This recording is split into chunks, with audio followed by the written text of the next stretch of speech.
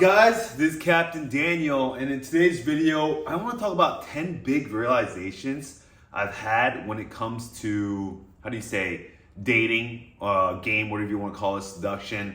For this past, I guess you could say these 8 to 10 years where I've been coaching. I've been a student of the game too, right? Where I actually learn from people, and now that I coach it, right? So it's actually constantly on my mind, and when I work, and I hear stories from other students and even my own personal experience, I kind of want to share what I learned. So number one, right? You have to learn how to date. So dating is a skill. So number one, I would say is just dating is a skill. So when we're younger, right, we learn how to do math and all this stuff. And, as we grow up, when we go out into the real world, taxes, accounting, right? This is not stuff we learn, but technically we're supposed to know that because we learn math, but we still hire other people to do our taxes for us. I was in the military, the taxes are kind of done, but there's always like H&R Block people and whatever.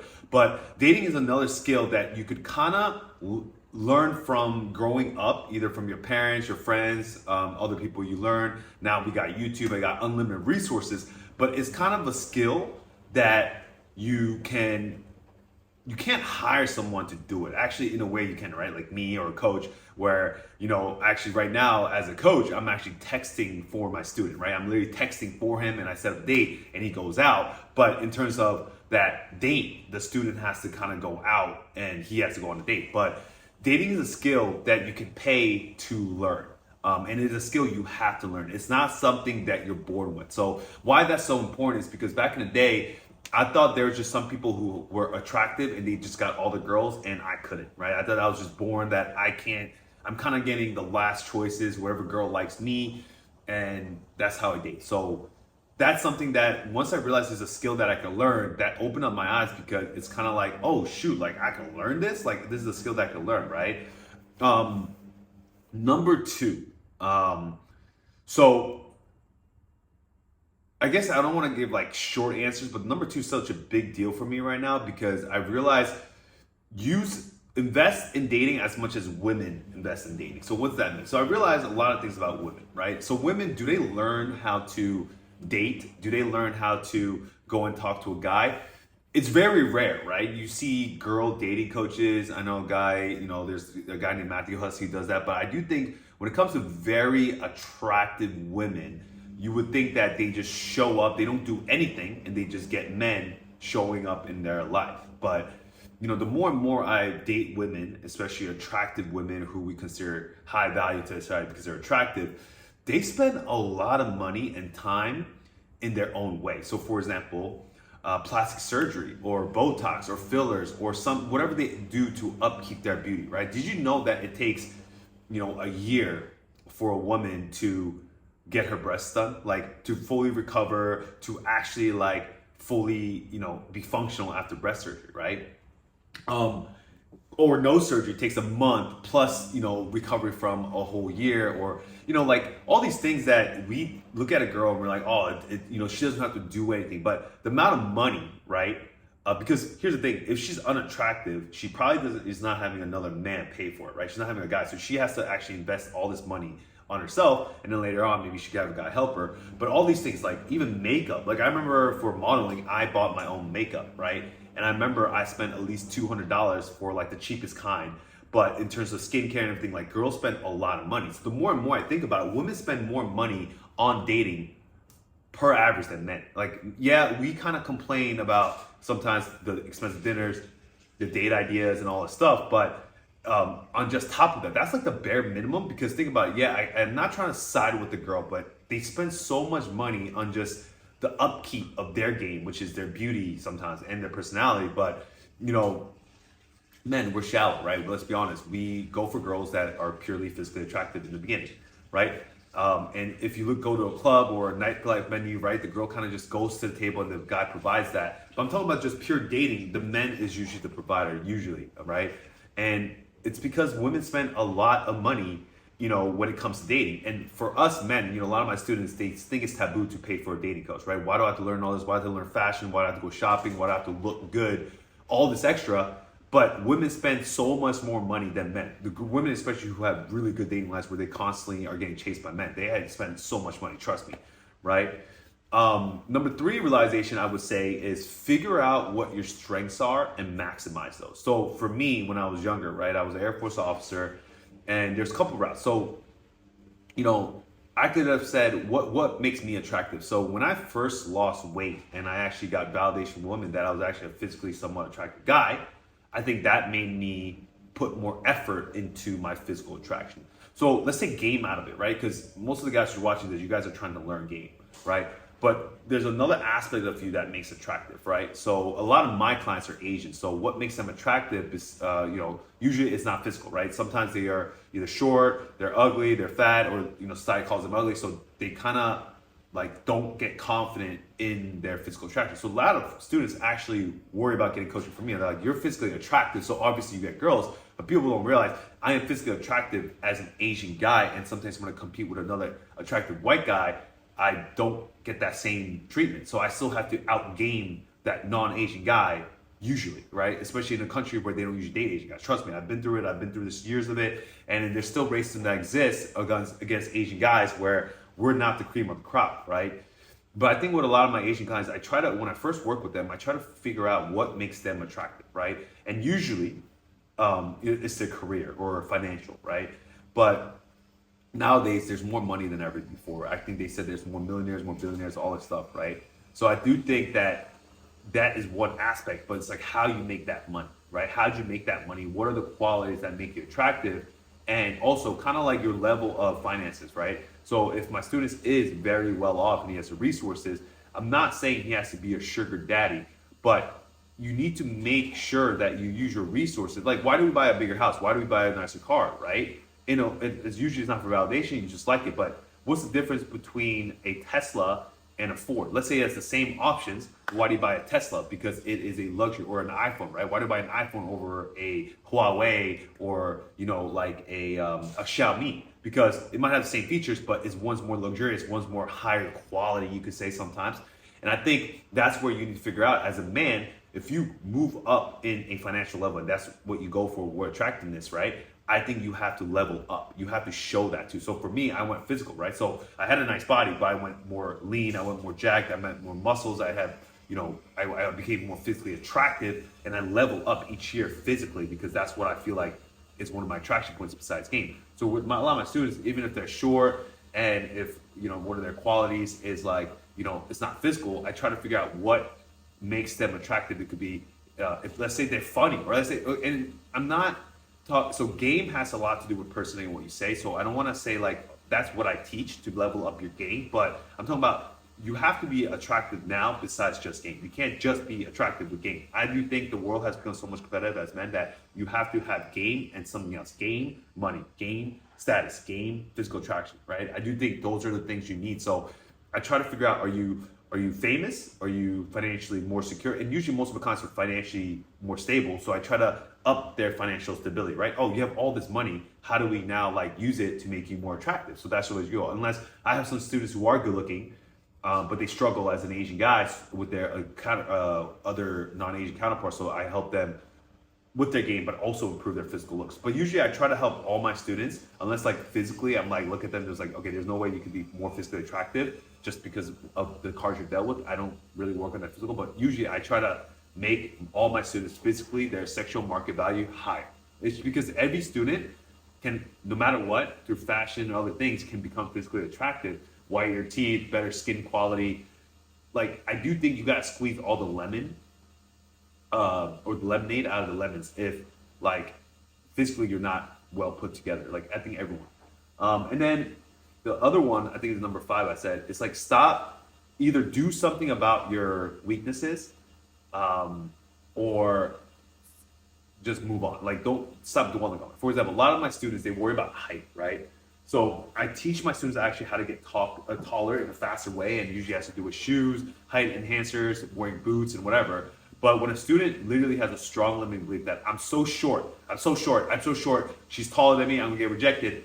I literally, at some point with some students, I wanna grab them and say, okay, let's talk to women. So when a woman realizes that physically she's not attractive, She either gets surgery, she feel like she has small boobs, she gets breast surgery, and she's willing to sacrifice 1 year and have pain in her chest area, or take off 1 or 2 months and getting no surgery.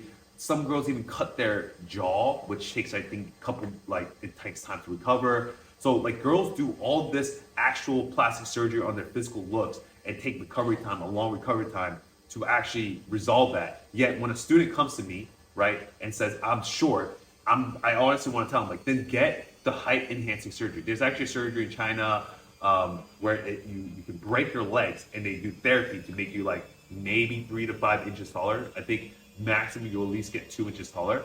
So let's say you're 5'5", right? Or 5'6". Like, if you really think that height is such a big issue, get that surgery, suffer for a year, right? And live the rest of your life tall. Like, seriously, I want to tell them that. And yeah, there's a lot of risk, and a lot of men are logical, right? So they don't want to take that risk for a whole year to just get taller by 3 inches. But I was thinking, like, even me, if I got 3 inches, I'd be like 6'3", 6'4", right? Like, that's a great benefit, but I'm not willing to do it. But women are willing to get breast surgery for a whole year just to become more physically attractive. So there's like so many things where how women and men different things. But when you think about your flaws and you feel like you can't, like that's holding you back, then just go fix it. Like, seriously, like, or stop dwelling on it. Stop saying you're short. Like, stop thinking about you being short. You're already short, so stop thinking that you're short and that's like your biggest weakness. Either fix it or move on from it, right? So I always tell my students, like, you need to like either fix your weaknesses, right? Or let it be. So for example, it could be just as like, oh, I'm ugly. Then either get plastic surgery or just let it go and make other parts of you attractive. I'm overweight. Then lose the weight and like, or just forget about being fat and make your other assets, use your other assets to become attractive, right? Another huge epiphany of realizations I had at game number 5, I would say, is that you gotta stop like this whole like, I'm not gonna take care of the girl thing, right? So finances, right? Like, oh, do I have to, like, remember back in the game, they would always talk about, don't buy the girl a drink unless there's a compliance test, right? Unless she does something back for you, don't just buy her dinner, blah, blah, blah, whatever. But here's the fact, right? We are men, they are women. And no matter what you say, right now, there's still gender roles established. I'm right now in Dubai. There's a gender role established. The man takes care of the other woman.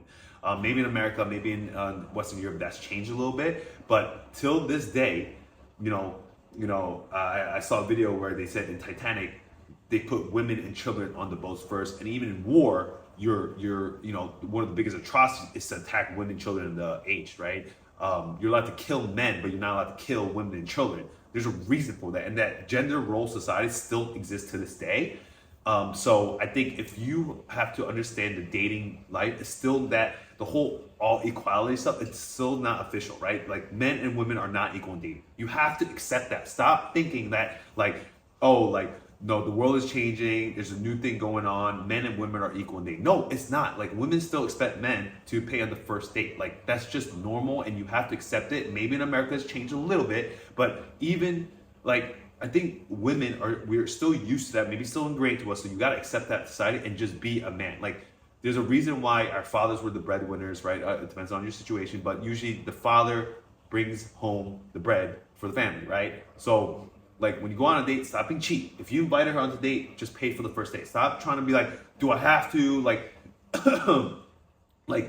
like there's still gender norms or dating norms where the man does certain stuff. Just do it. Obviously, when you go out for a drink, don't just buy every girl a drink. I'm not saying to do that, but like, I was out with a student a couple days ago, and the girls were actually hanging out with us. They're spending time with us, right? They're dancing with us, all this stuff. But sometimes when I'm with a student, they're like, oh, this girl's asking me to drink, should I buy her a drink?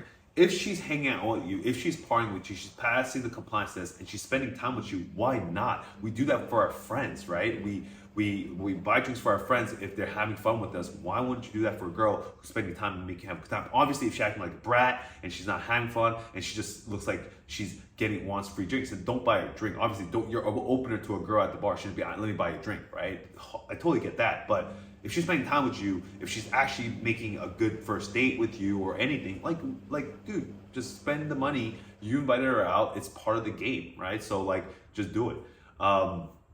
or just stop complaining about it. Like dating is dating is a investment. You're gonna spend money. It's expensive. We do that with friends. So just like do it, okay? Like stop making a complaint. Number 6, stop trying to be logical when it comes to women, okay? As men, we become very mathematical. We try to figure out what women think. We try to figure out why, like when a woman does something, we're like, that's not logical. Why are you doing that? Or, we try to like, for example, like women, you ever hear a conversation with multiple groups of women, like 3, 4, 5 minutes, like literally it's not that they're ADD, but they literally go to different topics. They could small talk forever, right? When I am with a guy and we're about the conversation, I want the conversation to eventually go somewhere and we stick on one topic until we resolve that issue. But women, they can literally jump from one topic to another topic to another topic, blah, blah, blah, blah, blah. And I'm just like, whoa, what just happened, right? So when there's like a lot of girls and I'm like the only guy in that conversation, I literally have to leave because I just can't understand how they could talk about all this stuff all at once. But that's where one of their superpowers. So as men, stop trying to be or stop trying to like make them men, or you try to understand it because you never will. We just don't know how a woman thinks. First, they don't have a penis, they have a vagina. So stop trying to understand where physically we're just different and hormones and every chemical thing there is so different from us. So stop trying to understand them, just accept them and understand that the dating world is you're trying to convince and influence a girl. Like you can't influence, like it's like whenever like you get in an argument with someone, right?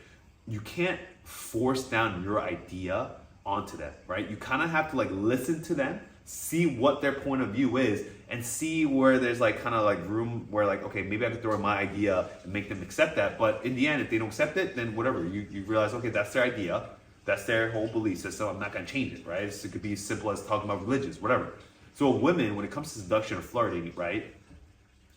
Like that's kind of the same concept, right? You can't force her, be like, hey, logically, I'm gonna do this. I pay for dinner, I do this. I'm smart, just like you said, blah, blah, blah.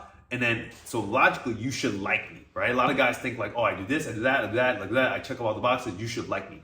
And, yeah, sometimes all my students, like I look at a student, I'm like, yo, this guy's like the perfect guy. Why the women don't like him is because women, I believe, natural state is emotional, right? That's why they love dramas. They watch Kardashians. They love reality TV, right? The consumerism of certain products we see with women, right? Like logically, it shouldn't make sense for a girl to buy a Birkin bag, right? Logically, for me, I'm like a $30,000 bag. And sometimes I even hear about girls who like buy the bag and don't wear it only on certain days. Like they only bring out the $30,000 bag on certain days, right? And I'm just like, what? You bought a $30,000 bag, but you're only bringing out on certain days, or like some of the things that women do, it just doesn't logically make sense to me. But what I realize is it's not supposed to make logical sense. It's like just understand that emotionally it makes the woman feel good. And when you understand that fact when it comes to dating, and you realize like, okay, like logically it doesn't make sense, but like when you want to convince a girl to like you, you have to emotionally trigger her to like you in an emotional way, not a logical way. Like no women will like you in a logical way. Like technically, honestly, this is what I truly believe. Logically, most women should date Asian men. We come from a good family background. We usually have some kind of goal oriented, right? We make money. We usually go to a good school. Like there's a lot of good values when it comes to good husbands when it comes to Asian guys. Like it's just, I'll be honest, maybe I'm biased, but that's just true, right? But women who are of a different Asian race, like they usually don't see it as ideal from the crop, which logically I don't think makes sense, but it's not about logic, it's about emotional, right? So try to convince the woman to emotionally like you, not logically like you, okay? And okay, this is another huge thing. When it comes to women, don't listen to what she says, listen to how she says it, right? We all know this. Communication is 80% by language, all this stuff. It's not actual word. But when it comes to women, it's actually more important, right? So be present to her, right? And really understand what she, like how she's saying it. So like what her secret language is. Try to understand the secret language of women and it'll help you so much more in dating. Let me go through the next couple things, one more. I think I'm almost at 10, but I'll just give you guys a couple more. So another thing I try to tell my students, right, is when you first meet a girl and you want her to like you, stop focusing on what you like. We all know you like her butt, her breasts. You can say whatever you like her brain, but like, cause she's physically attractive, that's why you like her, right? But you're trying to make her, once she likes you more than you like her, like everything becomes easier. Trust me, game becomes easier.